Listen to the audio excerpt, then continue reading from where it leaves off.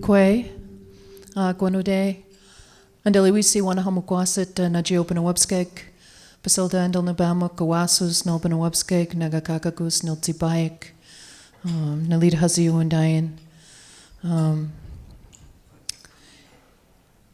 Ichibalita Hudum, Nalnita Besk, Tarahuska, Gwanude. My name is Sherri Mitchell. I'm from the Penobscot Nation, Banawabskeg. And my family is Bear Clan from the Penobscot Nation and Crow Clan from the Passamaquoddy tribe at tsibayik. And I just wanted to honor my sister who, like me, just came here from ceremony. And I know exactly how she's feeling right now. It's quite a change to come into this space after being immersed in the sacred, you know. And I think we had this really abrupt entry back into the illusion of mind that has been plaguing our world this evening, where we heard that it's idealistic to be misaligned with the status quo, but it's realistic to be aligned with the destruction of life. And so, you know, that's the problem that we're all facing right now, is that we are misaligned with life. And we're trying to find normalcy in a system that has consistently moved us further and further away from our alignment with life. And there is no normalcy within that. It's madness. It's madness. And so what we're dealing with within this system is a serious spiritual and psychological illness that has been embedded into our common system. And so we have brought ourselves to the point where we can no longer continue to sustain life on Mother Earth if we don't stop consuming faster than she can produce and harming her faster than she can heal. And so that's the moment we find ourselves together in this place, is right at this crossroads, this nexus point between human survival on the planet and business as usual. And so I want to talk to you from that place, and I want to talk to you about a way of life that we call tzència/तपाई. And this is a way of life that is lived in harmony with the rest of creation. And so people think, oh, you know, that's just so romantic, right? It's just so romantic, this indigenous way of being. And when we think about the reality on the planet right now, we just heard that nobody can deny that over the past 75 years things have improved. Yeah, my haddock was climbing back up, right?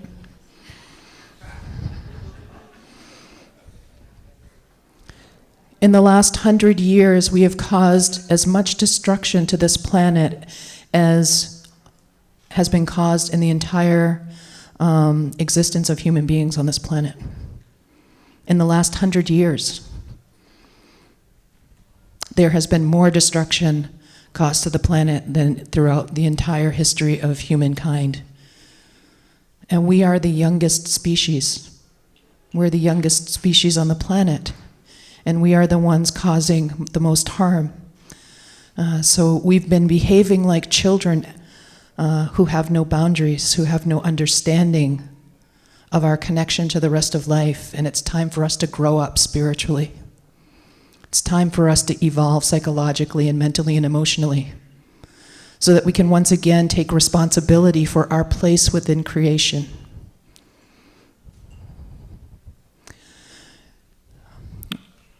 One of the things that I have had, what I consider the incredible blessing of receiving in my life are these teachings that inform me how to live upon Mother Earth.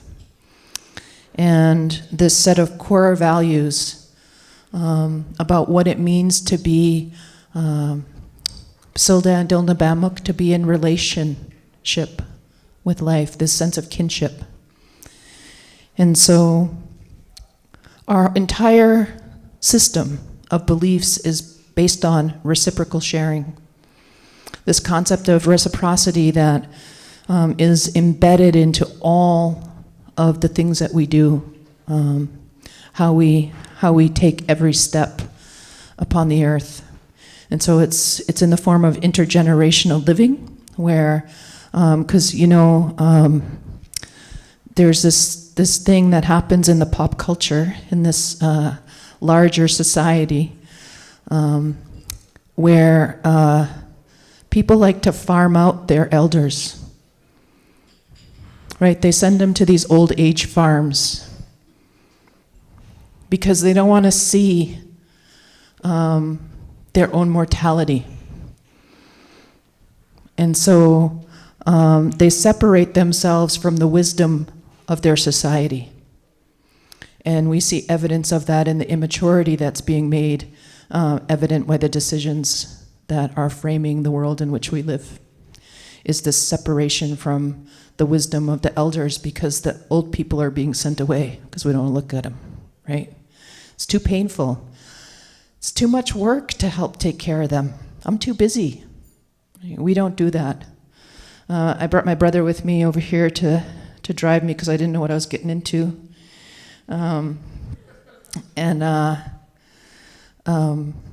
We grew up in a house where there was one set of bunk beds and 6 kids in a room. There was a point in time when me and my older sister and my aunt and my mother's other sister, so 2 sisters, were all sleeping in one king-size bed. Our grandparents were an arm's reach away. We learned how to be good human beings from our grandparents.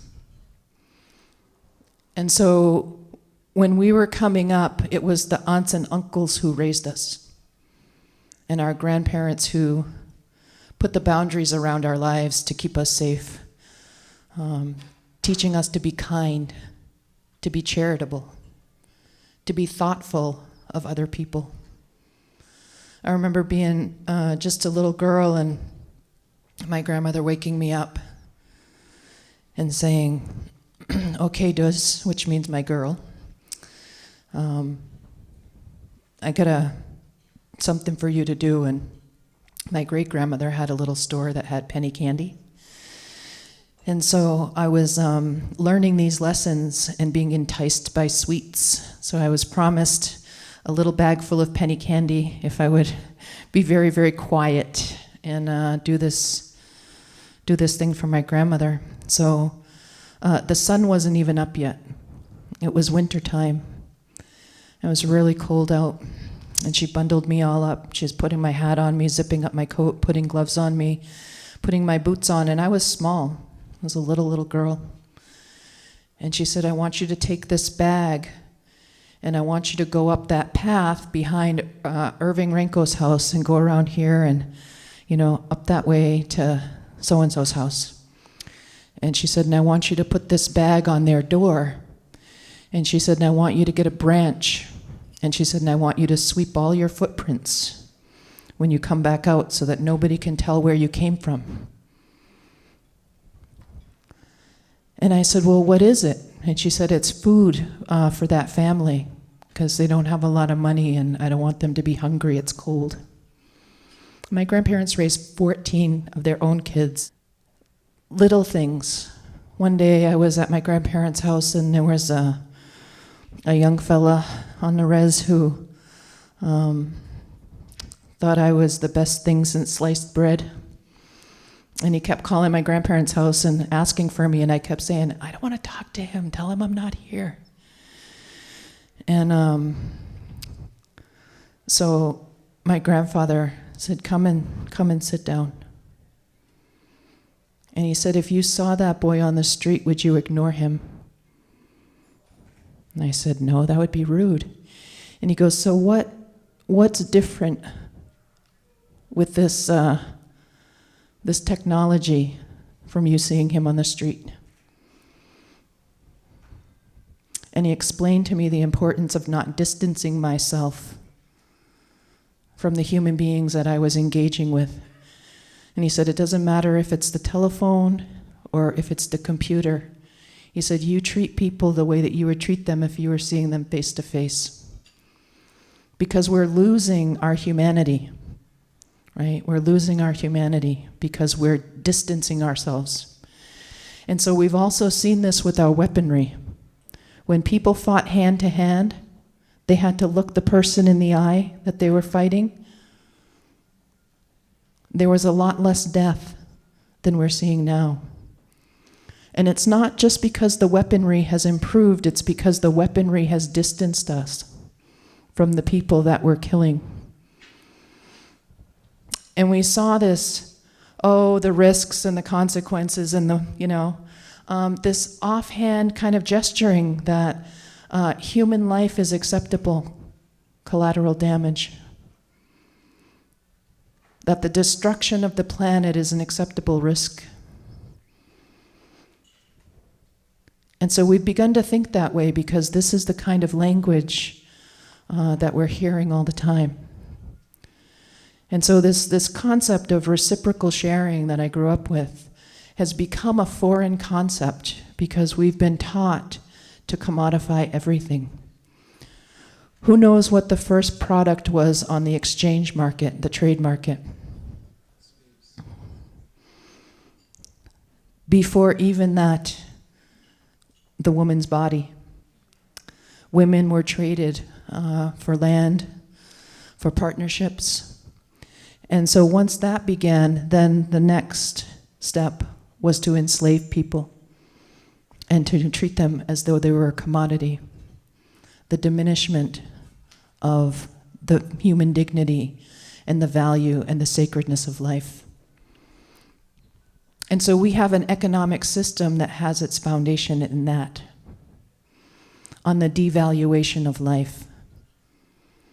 And everything is based on trade, right? It's a trade, it's an exchange economy. This for that. We trade your right to continue to exist on this planet for profit. We trade your right to have clean drinking water. We claim your right to have fresh air to breathe, to have arable soil to put your plants in so that you can survive, all for profit. That's the exchange that we've been making. And we've been fooled into thinking that there is some form of value in that. And so this concept of having a community that's based on reciprocal sharing seems completely foreign. We can't imagine what we're going to get out of it. How does it work? How do you have an economy that's based on mothering, that's based on caring, that's based on reciprocal sharing? The first thing that we have to do is we have to completely change our value system. We have to look at all the ways that we've commodified ourselves. When I first walked in here, I don't know if any of you have felt it. I do know some of you have felt it because you've talked to me about it. But you could feel the anxiousness and the energy here. This feeling of anxiety, like this franticness. And so the reason why we're feeling that is going to come forward in just a little bit. But first, let's talk a little bit about this concept called htskedzen tëন্তু bëjë that I mentioned. And so that way of life is based on a concept of reciprocal sharing and the value of enough. And so in our language, it's called mama bizu. So you say to someone, Kim, Kim Mamabizu. Kim has enough. Kim has enough to live with dignity, with a safe sense of security, enough food, enough water, enough shelter, a sense of belonging, loving relationships. Right? Alabizu is everyone has enough. Everyone has enough. And so this concept of Alabizu is the heart of, for us, and Chikwabanakye, it's the heart of our cultural value. Because I can't succeed if my brother doesn't have enough. I can't succeed if my elders are left wallowing in loneliness in an old age farm, because they contribute to my sense of enough. They fill me up. And they're filled up by seeing the continuation of their lives through the young people who are following them through their line,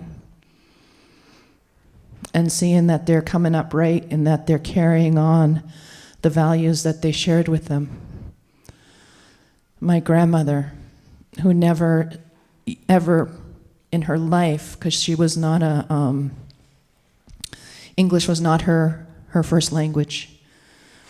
She spoke her own language until she was forced to speak English. And that's a whole other story for another day, but very violently she was forced to speak English. Never uttered the word charity in her life. You know, we were laughing the other day, talking about some of the phrases that my grandmother would say because she wasn't an English speaker. But what she knew was the values that she was raised with were being embodied in her grandchildren.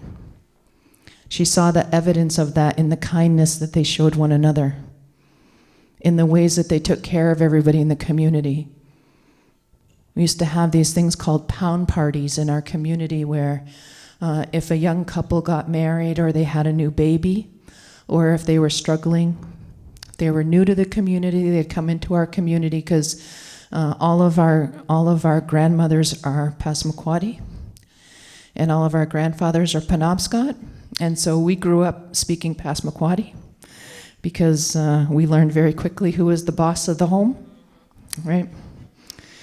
And so if somebody came from another community to our community, we welcomed them in with a pound party. And what a pound party was is that everybody in the community would contribute 1 pound of something. 1 pound of sugar, 1 pound of oats, 1 pound of flour, 1 pound of rice, 1 pound of beans, 1 pound of certain kind of, moose meat, 1 pound of fiddleheads.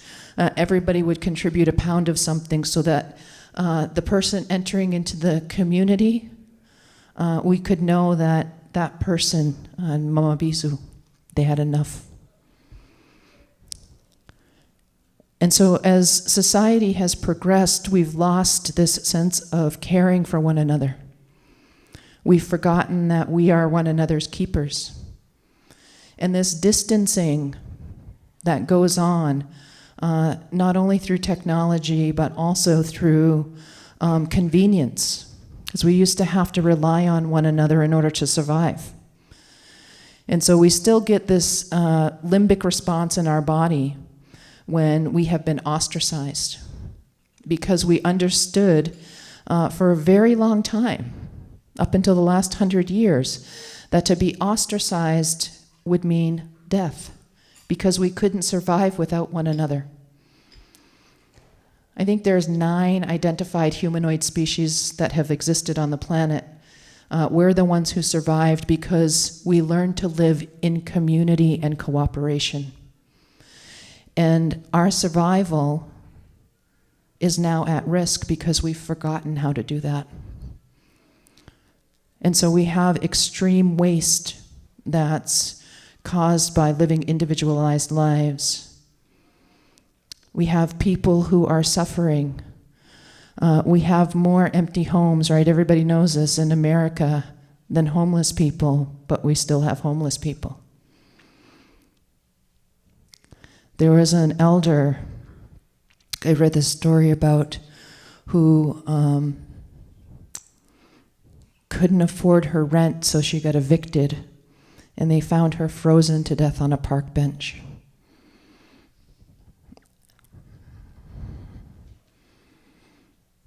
And we say that's terrible, and we go back to eating our dinner. We all saw these images of this baby recently, and her father who had drowned. And we said, oh, that's terrible. And then, we got up and we went to the movies. We saw Taliqua, the mother whale, carrying her baby around for 17 days saying, look at what you're doing to us, you're killing us. And we said, that's terrible.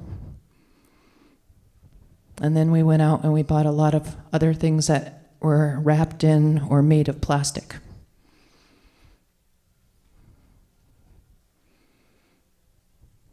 And so we're disconnected from the reality that we're living in. We've lost touch with the deep wounding that's so painful that we can't collectively feel it anymore. Because what we're doing to life is suicidal to us. And so we can't feel it. And so we have a story about htseń and extinction.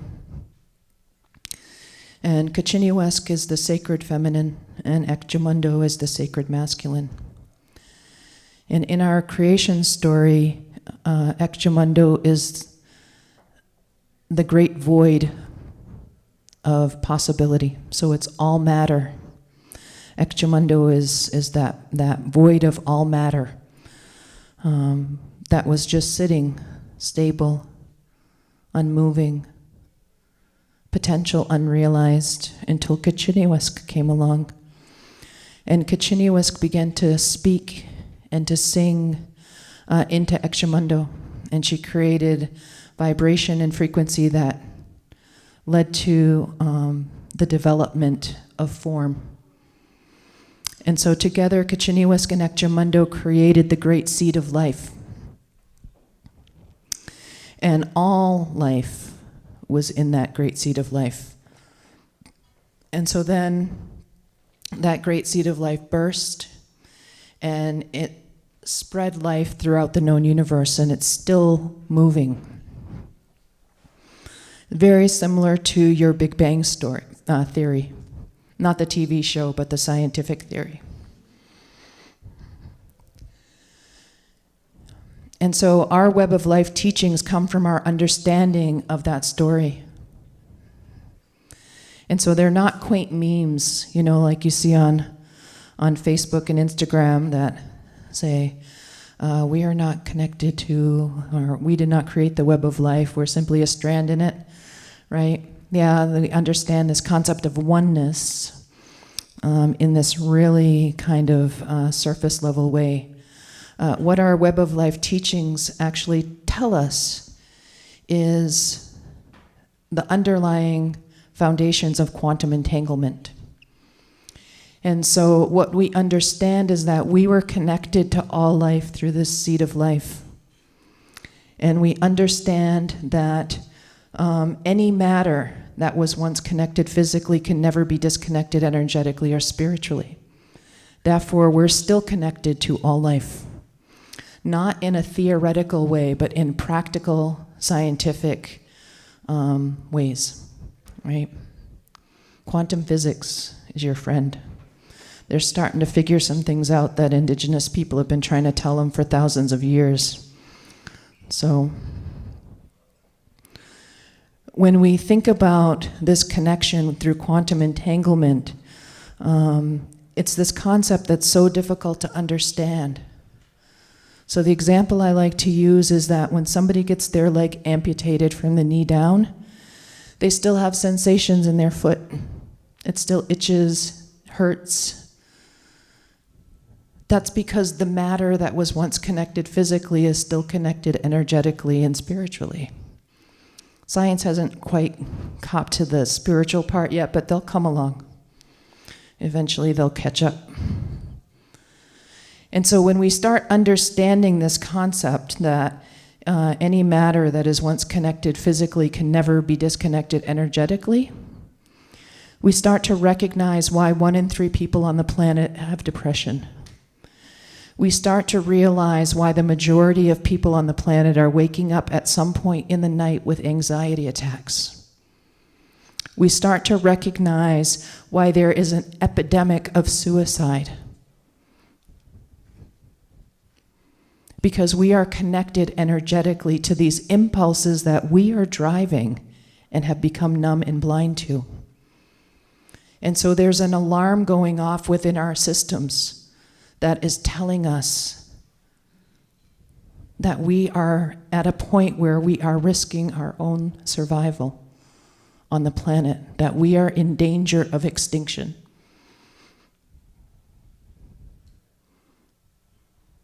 My friend Chris Filardi was one of the authors of the UN report that talked about how many species? This group has to know. Come on. Somebody. Catherine. How many species are in danger of extinction right now?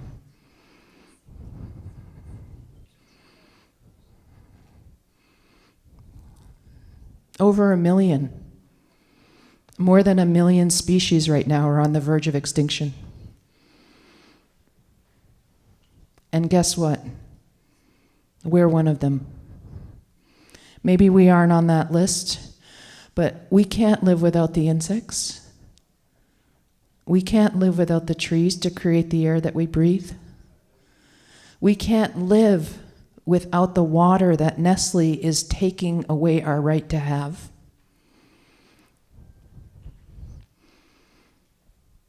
We're supposed to be living in a post-colonial era. The greatest form of colonization that exists right now is the commodification of our water and our air.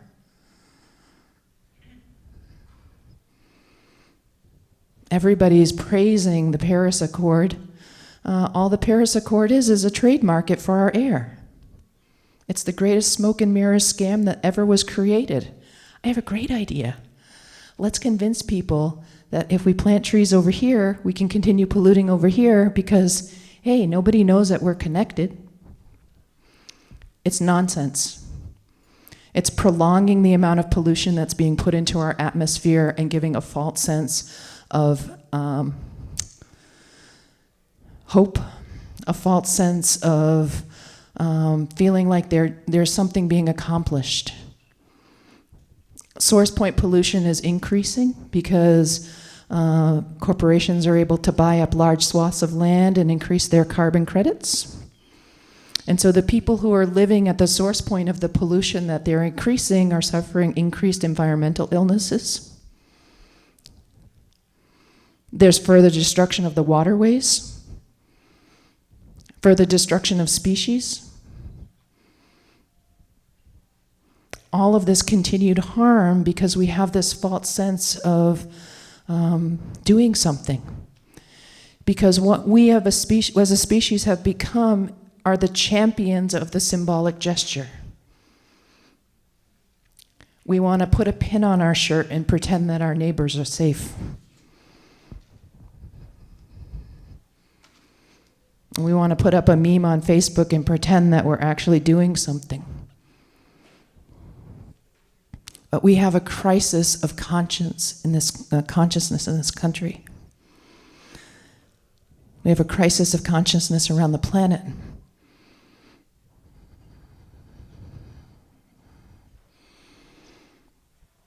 And so when we think about the numbers of people who show up for movie debuts, right? I stood in line to get tickets for me and my brother and my siblings for Avengers Endgame, right? Because that's what we do as a family. We're a family of nerds. That's how we have our fun.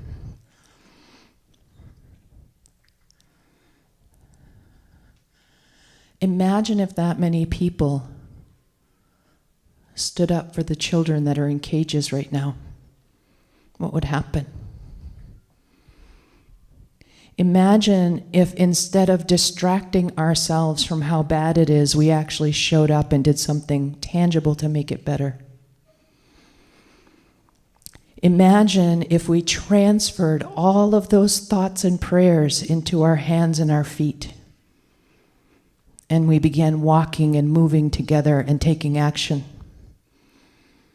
Imagine what we could accomplish. I imagine that all the time. We have relatives who are members of the Haudenosaunee, and I was visiting with them recently. Actually, John and I were visiting with them at a funeral of another elder in Montana, and they were telling us that they have puberty ceremonies for their young people every year, and that every single one of the young women that came out had the exact same story to tell. And so when these young women come through that ceremony, you know, they're in a fast, they're isolated for 4 days. And when they come out, they talk to, you know, 1 or 2 clan mothers. And then they go and they join the whole group.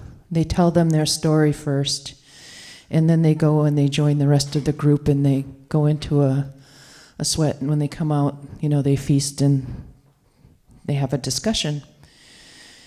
And when it came time for the discussion, every single one of those girls had the exact same story, and they were all crying. Every single one of those girls was told that we had less than 10 years to prepare for what's coming. And they're young, and they felt like they're never going to have a youth, that it was over for them, because now they had to start preparing for what was coming, that it couldn't be stopped, that we could only take mitigating action to try to save as many people as possible.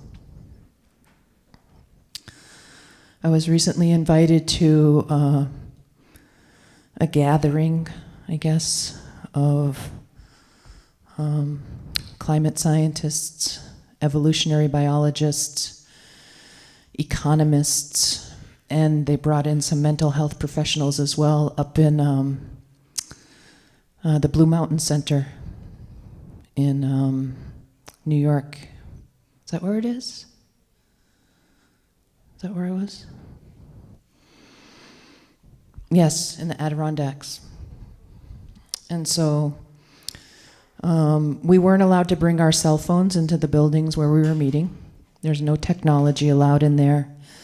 And these men who had invested their whole lives preparing for a world that they recognized was disappearing before their eyes, these hardcore scientists were crying in front of us. And they chose different activists from different communities across the spectrum, and they gave us all of this information about where we're at. And they said the same thing that these young girls said.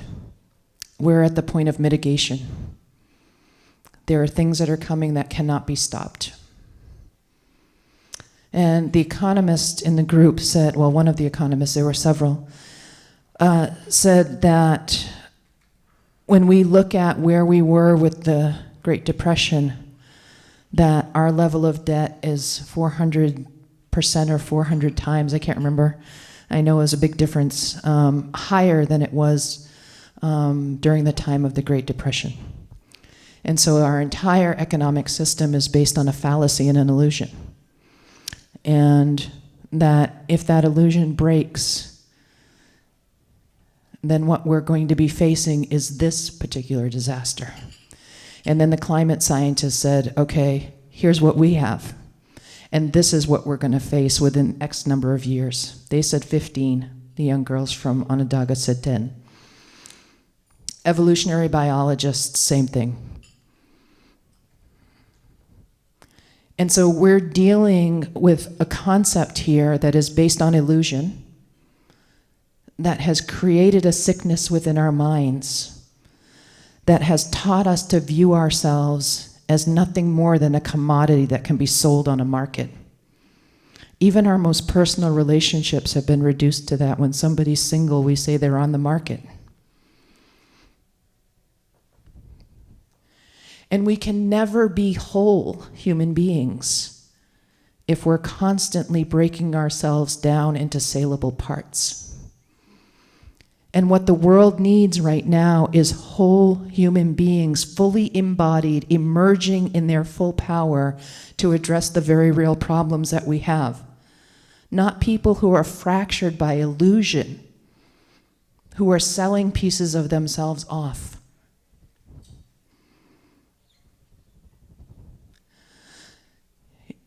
You know, I realized this, I can't remember, quite a while ago, but I said, I come from a family of nerds, we think a lot. That I was one person when I was with my grandparents. I was one person when I was with my friends. I was one person when I was with the kids that I engaged in sports with at school. I was another person when I was in ceremony. And then I was another person when I thought somebody was, attractive and I wanted to, maybe get to know them a little better. And I remember sitting in ceremony one time and realizing,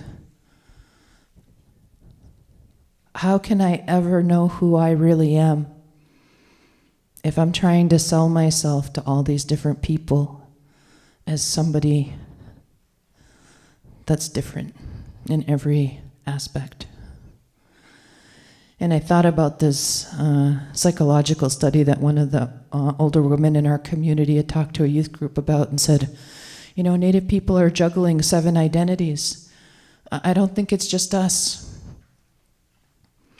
I think that we're all juggling these multiple identities because we feel like we have to sell ourselves.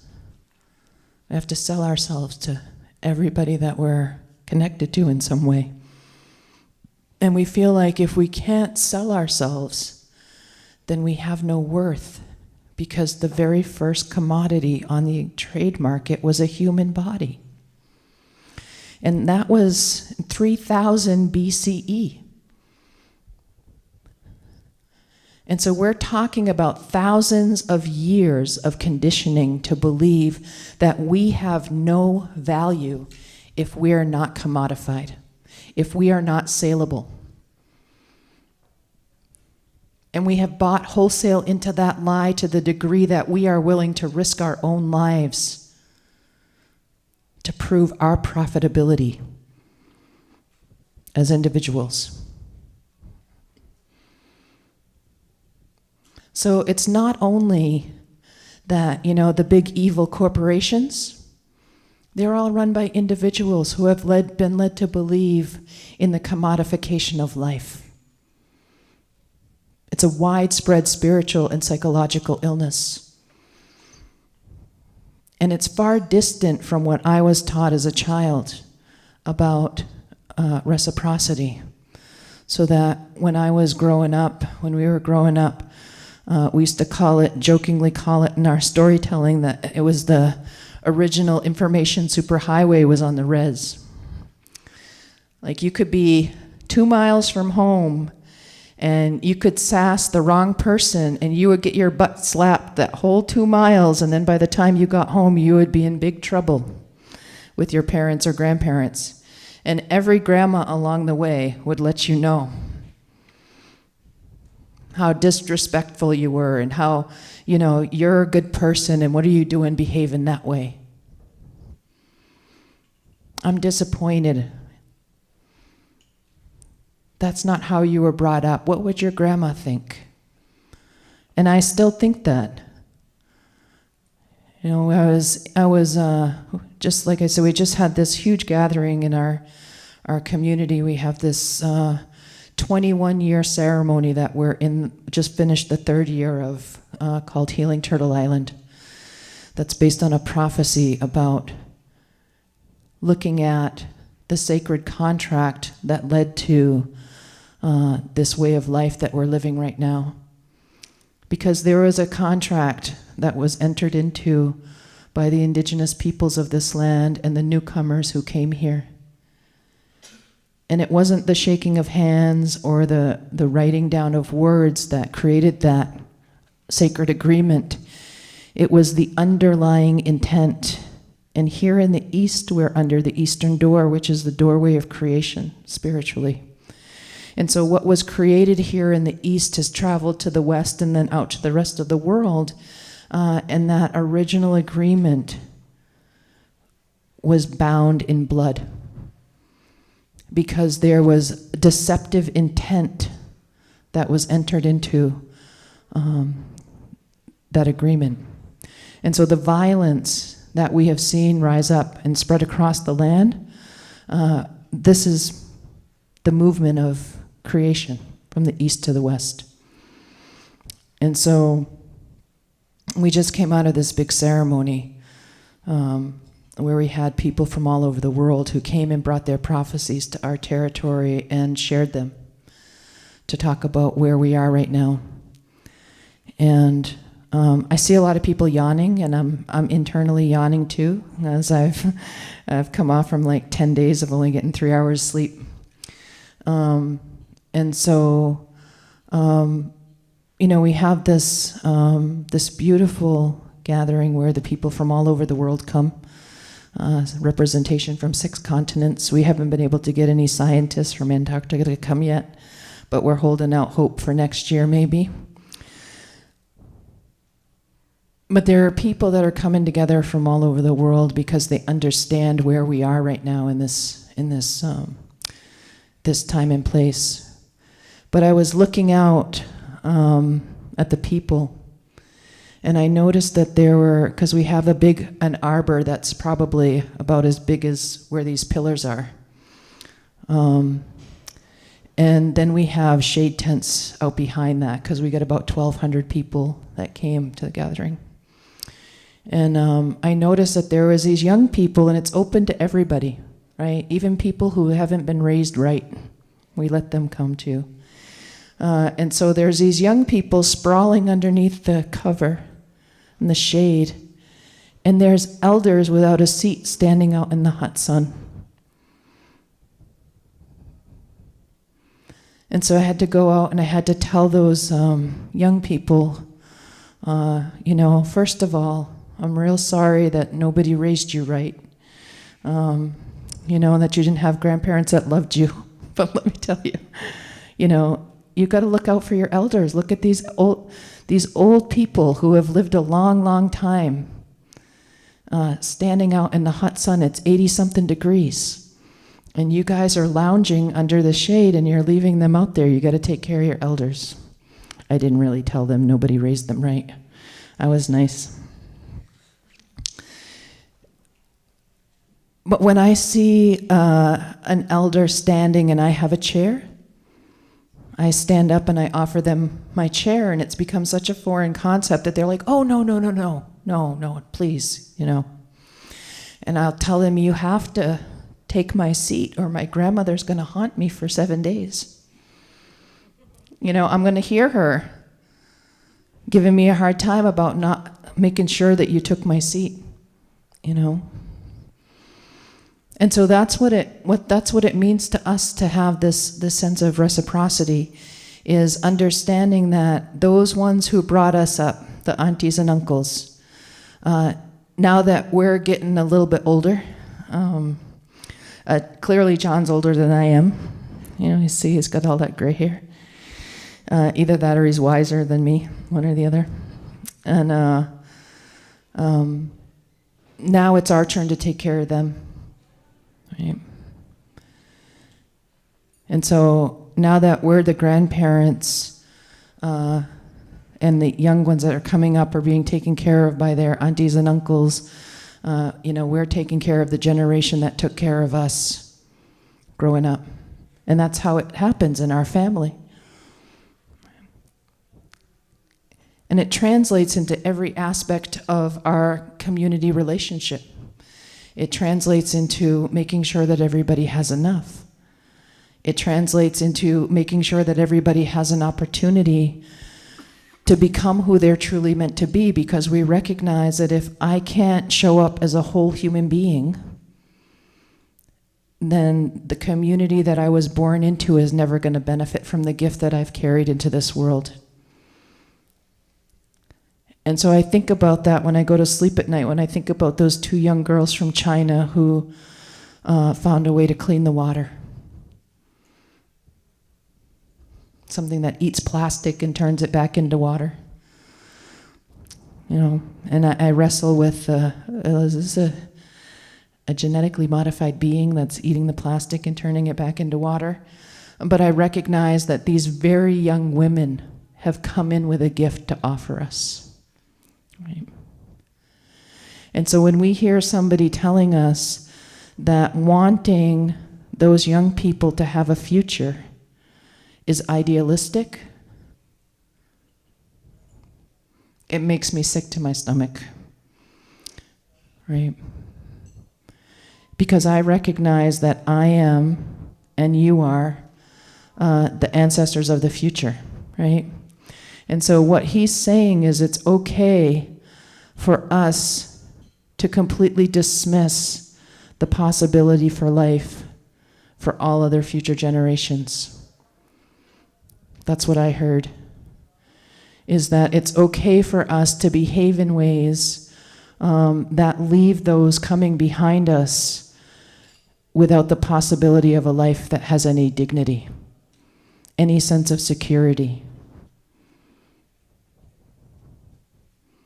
Because none of us can live without the things that are being sold.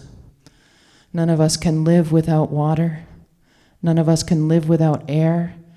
None of us can live without arable soil that is capable of accepting our seeds and growing us food. None of us can live without our pollinators. And so my hope for you, because I have no idea what they were thinking when they asked me to come here to speak. And I have no idea what I was thinking when I said yes, knowing what I was going to be coming off from and how tired I was going to be. And then they put me at midnight.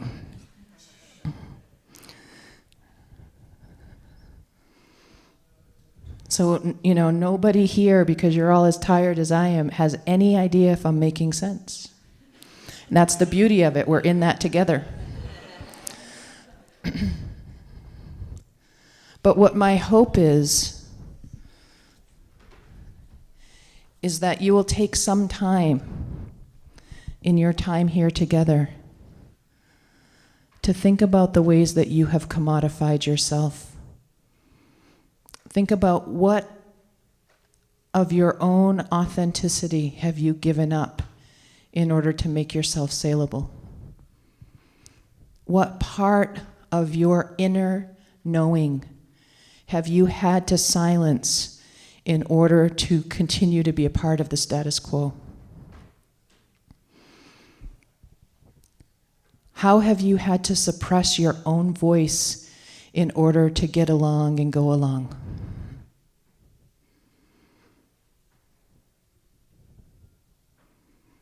How have you disconnected yourself from the source of your life? The water, the air, the trees, the land, those are not natural resources. Those are the sources of our survival. And Mother Earth provides us with the best example of the type of economy that we need. One that is based on mother love. where we are given everything that we need in order to survive and to become whole and to become the best that we can possibly be, so that we can in turn share our gifts with the world and cycle all life forward. We're in violation of that agreement. And we have this sense of entitlement and arrogance about us as human beings. Because we're young, we're young punks, right? We think we know everything. We forget that the trees are our ancestors, that the animals are our ancestors, that they can teach us how to live in relationship with life in a way that doesn't compromise life. Because we think that we're smarter, that we're more evolved, and we're not. And that sense of entitled arrogance has been built into all of the systems that have developed out of the society that has been built based on a capitalistic patriarchal system that devalues human life.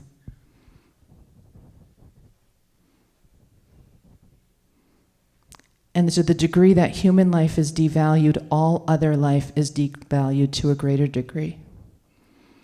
So think about the ways that we've treated human beings across the globe throughout history, and the devaluation of life that's connected to that.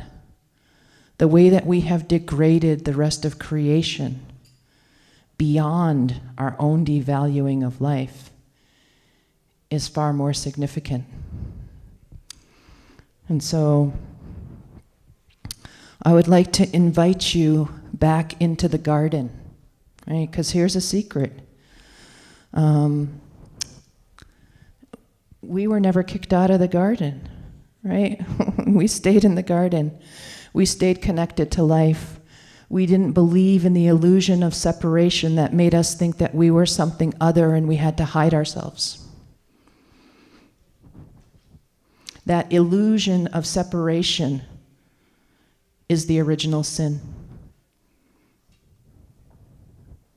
And so it's that illusion of mind that needs to be healed, because it's a spiritual and psychological illness.